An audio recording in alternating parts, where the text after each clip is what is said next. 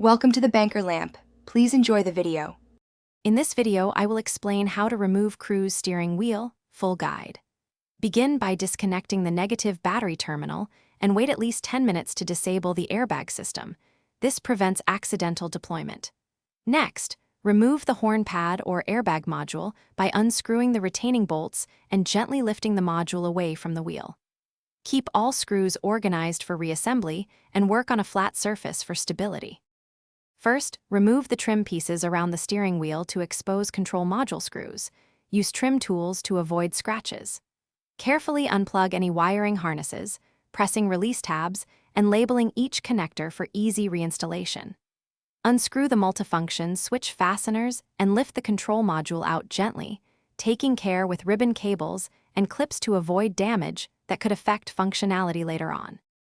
If you are finding this video helpful, please subscribe and like so you don't miss future full guides or updates. Quick recommendation. Books read anywhere with the new Kindle Paperwhite. It's great for manuals and long waits while your car is at the shop.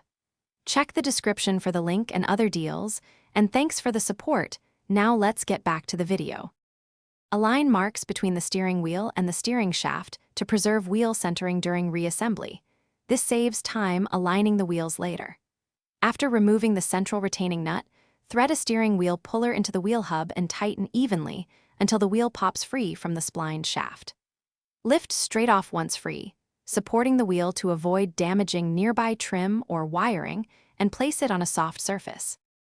Thanks for watching. If this was helpful, leave a like and consider subscribing. See you next time.